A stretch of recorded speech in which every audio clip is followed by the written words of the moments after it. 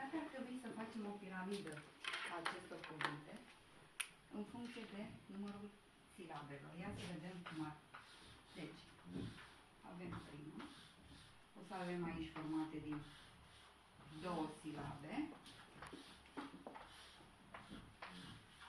și formate apoi cuvinte din 3 silabe.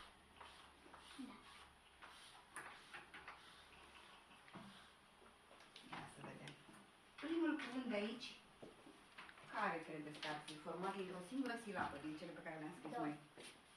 Cuvântul care ar putea fi format dintr-o silabă. Care este format dintr-o silabă, da? Este doc. Este doc. Bun, deci aici ar trebui să stea doc, da? Hai să vedem. Cuvinte formate din 2 silabe. Care sunt? Care Formate din 2 silabe. formate din 2 silabe este capră. Cuvântul, Capră. cum îl ia despărțiți? Capră. Deci sunt 2 silabe, da? Hai să vedem. Alt cuvânt format din 2 silabe. Zi mare. Apă.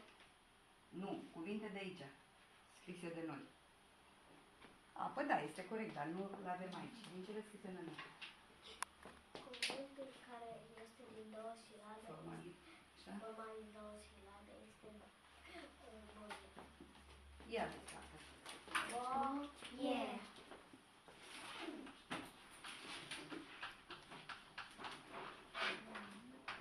Bun. Alt cuvânt din 2 silabe.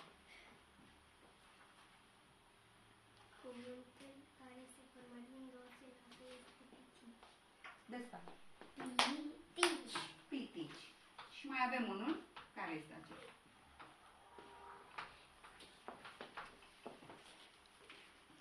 Cuvântul care este format din 2 silabe este carte. Carte. Despartă. Carte.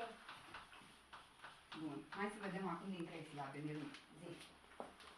Cuvântul format din 3 silabe Este?